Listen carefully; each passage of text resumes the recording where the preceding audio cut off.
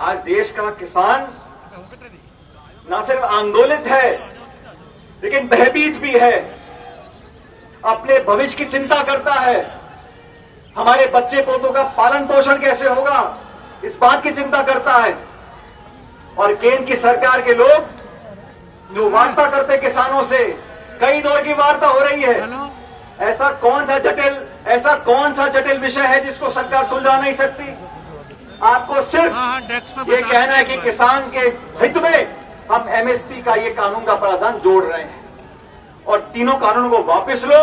जो राहुल गांधी जी ने शुरू में कहा कि ये तीनों बिल घातक है, ना सिर्फ पुनर्विचार हो, इनको वापस लिया जाए, किसानों से बात करो। हम इस बात के लिए तैयार हैं। अगर किसान कोई बिल लाना चाहते हैं, कोई रिफॉर्म लाना चाहते हैं, संशोधन लाना चाहते हैं, निश्चित रूप से करो। कांग्रेस पार्टी पूरा समर्थन आपका करेगी। लेकिन किसान के भविष्य को कुचलकर आज पूरी दुनिया में, यूरोप में, अमेरिका में, ऑस्ट्रेलिया में जो भारतीय नागरिक हैं वो दूतावास के सामने जाके खड़े होकर नारा दे रहे हैं। उन्हें कौन प्रेरित कर रहा है, कौन भड़का रहा है? और जो किसान अपने हक अधिकार की मांग कर रहे हैं सरहद पर खड़े होकर, उनको नक्सलवादी बोलते हो, माओवादी बोलते हो, आतंकवादी बोलते हो, अलगाववादी बोलते हो। साथियों, ये अल्फाज इसलिए इस्तेमाल किए जा रहे हैं कि केंद्र की सरकार में किसान हितैषी कोई नेता बैठा ही नहीं। अब पीयूष गोयल जी बात करें किसानों से, उन्हें क्या मालूम किसान क्या चीज है? किताब पढ़ के किसान बन जाता है कोई? उनका दुख दर्द समझ सकते हैं क्या? सिर्फ टालने के लिए, लटकाने के लिए बार बार वार्ता कर रहे हैं। लेकिन किसान नासमझ नहीं है। और आरोप तो लग रहे हैं कि पॉलिटिकल पार्टियां इसको प्रोत्साहित कर रही हैं। बिल्कुल नहीं कर रही। लेकिन मुझे कहने में कोई संकोच नहीं है, अगर किसानों के साथ खड़ा होना राजनीति है तो हम राजनीति कर रहे हैं। अगर किसानों का समर्थन देना राजनीति है तो राजनीति कर रहे हैं और करते रहेंगे।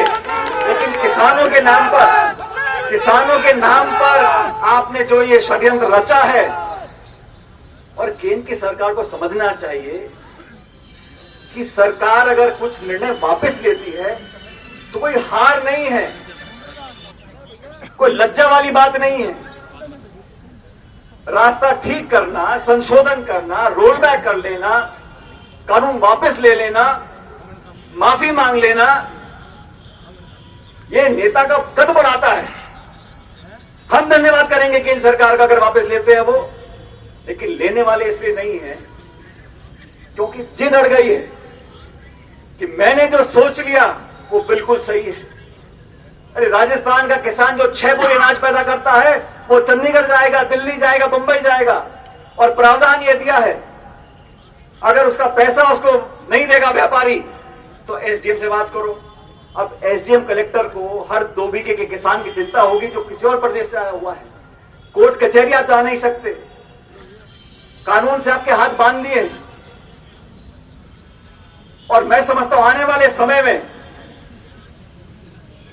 जो लोग कृषि पर निर्भर थे वो ऐसे चंगुल में फंस जाएंगे बड़े बड़े उद्योगपतियों के और बहुराष्ट्रीय कंपनियों के, कि अगले 10-20 साल के बाद, हो सकता है साल 2 साल ये सब काम ठीक निकल जाए।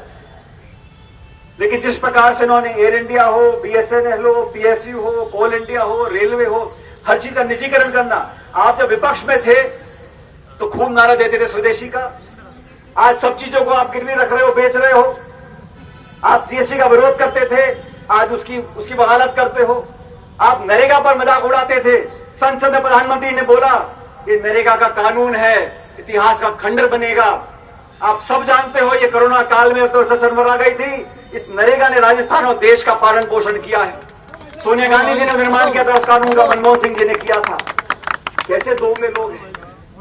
लेकिन आज पूरे देश में अखिल भारतीय कांग्रेस कमेटी ने, कांग्रेस पार्टी ने निर्णय लिया है, और मैं समझता हूं डोटासरा जी इस बारे में बताएंगे अभी। लेकिन आज का दिन एक शुरुआत होनी चाहिए, एक आंदोलन बनकर काम करना पड़ेगा हमें हर जिले ब्लॉक में, और हम सब मिलकर किसान के हित की बात अगर करते हैं तो ये राष्ट्रवाद है, ये असली राष्ट्रवाद है। ये जो झूठे निक्कर पहन के भाषण देते नागपुर से, वो राष्ट्रवाद नहीं है। इस काल में आप लव जिहाद के कानून बना रहे हो, आप शादी ब्याह पे चर्चा कर रहे हो और किसान के भविष्य को अंधेरे में धकेल रहे हो। इतिहास गवाह है साथियों, इस देश में अधिकांश किसान नेता कांग्रेस पार्टी से हुए, कुछ और दलों से हुए, लेकिन भाजपा से किसान नाम की चीज आज निकली नहीं है। किसान नेता भाजपा के कभी हो नहीं सकते। वोट लेना अलग बात है भ्रमित कर, लेकिन आज वास्तविकता का सामना करना पड़ेगा और हम सब एकजुट होकर इस रास्ते पर निकलेंगे। राजस्थान का किसान, देश का किसान आज हमसे उम्मीद रखता है। हम सरकार में राजस्थान में, हम सरकार में छत्तीसगढ़ में, पंजाब में, लेकिन जहां सरकार में नहीं भी है वहां भी हमें अपनी जिम्मेदारी का निर्वहन करना पड़ेगा। और जो राहुल गांधी, सोनिया गांधी जी ने कहा है कि इस लड़ाई को अंतिम छोर तक लेकर जाएंगे, हम भी देखते हैं कौन कितना जिद्दी है। यह अहंकारी सरकार जिद्दी है या हिंदुस्तान, राजस्थान का किसान जिद्दी है। हम सब मिलकर आने वाले कुछ दिनों के अंदर इतना दबाव बनाएंगे, मुझे विश्वास है सभी लोग एकजुटता से अगर काम करेंगे, एक नारा देंगे एकता का और सारी बातें भूलकर किसान के नाम पर पूरे प्रदेश और देश में परचम फहरेगा किसान का, तो केंद्र की सरकार का शीश झुकेगा और इन तीनों कानूनों को वापस लेना पड़ेगा। मैं धन्यवाद देना चाहता हूं एक बार पुनः डोटासरा जी का, गहलोत साहब का, कि आपने सबको यहां पर आमंत्रित किया। लेकिन आज से यहां से निकलकर जयपुर के बाद सभी जिलों में, ब्लॉकों में जाकर हमें लोगों को जागरूक करना पड़ेगा। और इस कठिन समय में याद रखो साथियों, जब चुनौती आती है, दुख होता है, संकट होता है, खतरा होता है, तभी अपने पराये का पता पड़ता है। हम लोग गांव में जाकर किसान के साथ खड़े होंगे, किसान समझेगा कि दिल्ली में बैठे लोग हमें भरगरा रहे हैं, झूठ बोल रहे हैं और कांग्रेस हमारे साथ हमेशा कंधे से कंधा बढ़ाकर खड़ा रहेगा।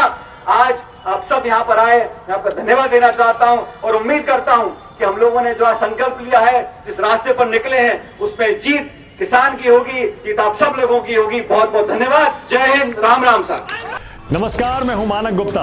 अगर आपको हमारा ये वीडियो पसंद आया हो तो इसे लाइक और शेयर जरूर करें और हाँ, हमें सब्सक्राइब और फॉलो करना ना भूलें ताकि आप देश और दुनिया की कोई खबर मिस ना करें। तो जुड़े रहिए हमारे साथ और देखते रहिए न्यूज़ 24।